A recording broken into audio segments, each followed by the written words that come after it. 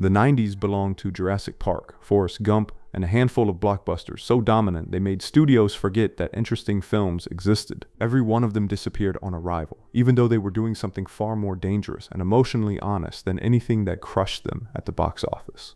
Cutthroat Island was the film that ended the studio that produced Terminator 2, and it did it by betting everything on a woman who had no intention of making a film anyone could ignore. Geena Davis trained for months on sword fights, cannon recoils, and horseback chases before performing most of her own stunts on a real pirate ship in Malta, and the studio financing all of it was already filing for bankruptcy before a single ticket sold. Morgan Adams is not after treasure, but after something her uncle took from her, her father's name, his legacy, the right to be considered his heir, and Davis plays that fury with an athletic precision that makes every punch feel like an argument she has been waiting her whole life to make. Shaw is her opposite, a man with no loyalty to anything except getting out alive, who uses his education the way other people use a knife, and the film is most interesting in the scenes where those two energies collide and neither one wins cleanly. Michael Douglas quit before cameras rolled, convinced the script was being rewritten around Davis, and Tom Cruise, Keanu Reeves, and Charlie Sheen all passed on the replacement role before Matthew Modine was hired, by which point the studio was already quietly filing for bankruptcy. The studio that survived Terminator 2 could not survive one pirate movie, and the film that killed it is still more fun than most of what replaced it.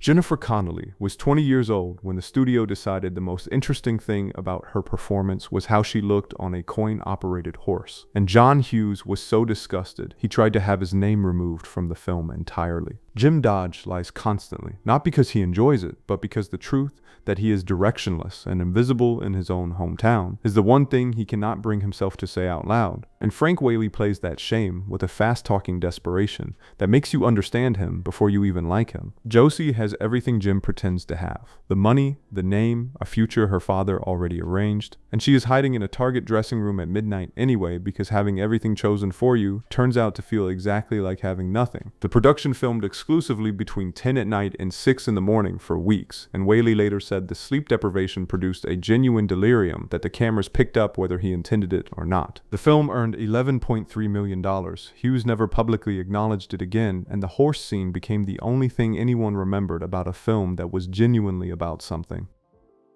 Rachel Talalay finished her cut of Tank Girl and then watched MGM remove nearly an hour of footage, releasing something she has spent 2 decades making clear was not her movie. Rebecca Buck does not want to save the world, but to make the people trying to control it deeply uncomfortable. And Lori Petty plays her with a manic defiance that has no interest in being likable, because likability is exactly the trap the villain is counting on. Her friendship with the Rippers, soldiers who are neither fully human nor fully animal, is the emotional core of the film, Tank Girl seeing in them what she sees in herself. That some people are born outside every category the world prepared for them, and she stopped pretending otherwise a long time ago. The studio forced in animated sequences to explain plot points they had just finished cutting. Courtney Love's soundtrack of Bjork and Portishead got gutted for more commercial options, and the film grossed $6 million on a $25 million budget. Talalay spent years afterward finding it nearly impossible to get another feature greenlit, and the version audiences saw in 1995 was not the film she made, which means the film she actually made still has not been seen.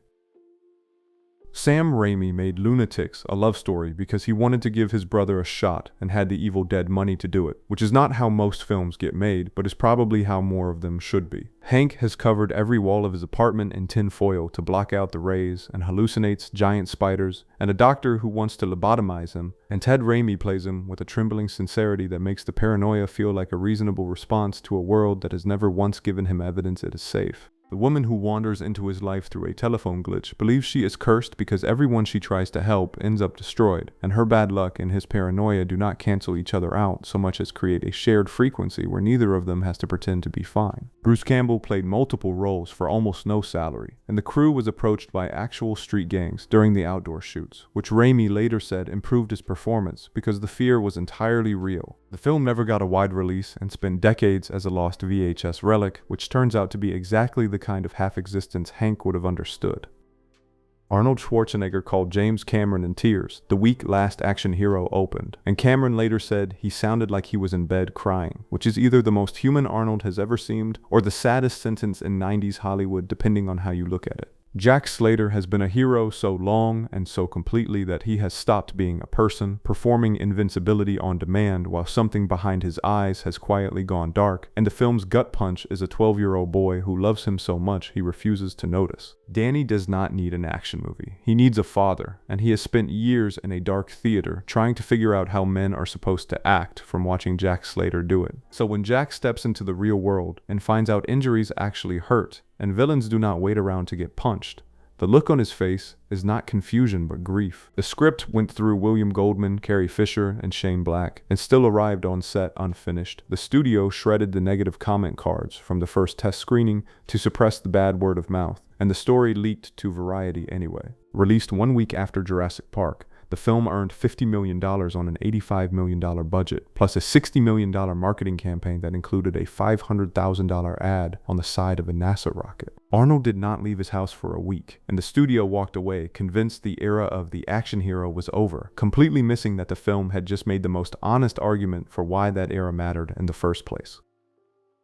Daryl Zero is the greatest private detective in the world and so comprehensively broken by human contact that he runs every investigation from a hotel room, because being in the same room as a client produces something in him that functions like pain, and Zero Effect is the only film that ever thought that was worth 2 hours of your time. It opened in January of 1998 and earned $4 million total, which is what happens when you cast Ben Stiller in a dry, intellectual mystery and let the marketing department decide it is a comedy. Bill Pullman spent pre-production alone, refusing to socialize with anyone, and by the time cameras rolled, the twitchiness was not a performance. The film turns on the moment Zero meets a woman who might be as much of an outsider as he is, and the terror on his face has nothing to do with the case, but is the specific dread of a man who built his entire life to avoid this exact feeling and just realized the system does not work. His assistant Arlo is slowly running out of patience for being the human face of someone else's genius, and Stiller plays it with more restraint than anything else in his career, creating a dynamic between them that is funnier and sadder than the film ever gets credit for. Columbia pulled it from theaters within weeks, and NBC later spent $5 million on a pilot adaptation that the network shelved for being too unlikable. The word for what Pullman does in this film is uncanny, and the $4 million it earned tells you nothing about that.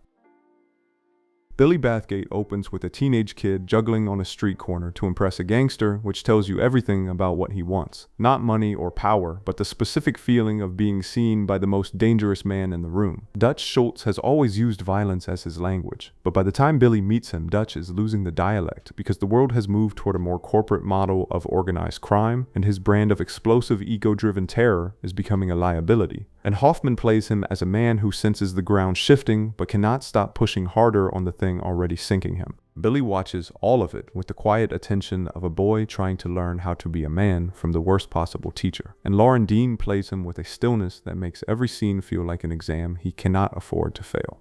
Hoffman demanded rewrites constantly to keep Dutch at the center of every frame, and the budget climbed from $30 million to $48 million, while Nicole Kidman worked with a dialect coach 10 hours a day after studio executives held private meetings about replacing her. The film earned $15 million and disappeared, and the performance Kidman delivers under that kind of pressure is the most alive thing in it, which is exactly the kind of detail that gets buried when a studio decides a film is already dead.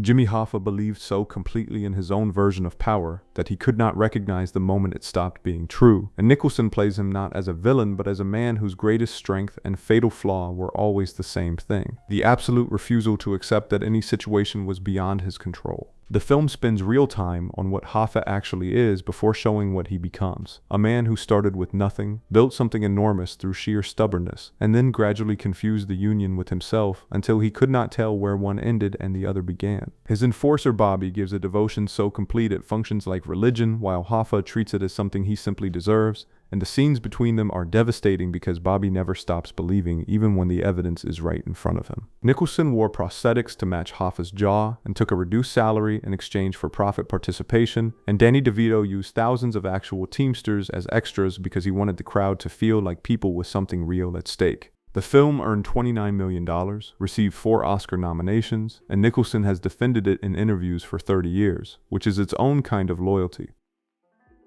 Russell Crowe was 33 years old when he gained 35 pounds, spent 7 hours a day in a makeup chair having age spots painted onto his face, and walked onto the set of The Insider to become a 52-year-old man, vibrating with the tension of someone who has swallowed something enormous for years and is finally about to be sick. Jeffrey Wiegand accepted a high salary to stay quiet for years and then got fired anyway, and Crowe plays him as someone difficult, proud, and often hard to like. A man whose integrity arrives late and costs him everything, which is exactly why the performance lands harder than a cleaner version of the same story would. The real Wiegand broke down the first time he saw Crowe on set, saying it was like looking at a ghost of his worst self, and the film never lets you decide whether that is a compliment. Lowell Bergman starts the film believing journalism is a vehicle for truth and ends it understanding that CBS is just another corporation with interests to protect, and Al Pacino plays that realization with a quiet devastation that does not announce itself. Brown and Williamson produced a 500-page dossier on his personal life and leaked it to the press during production. Disney ran a muted marketing campaign out of fear of tobacco industry retaliation,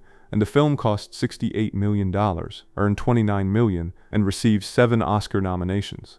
The studios concluded audiences did not want to be lectured about tobacco, which may be true, and also means they never found out whether audiences wanted to watch Russell Crowe do the best work of his career.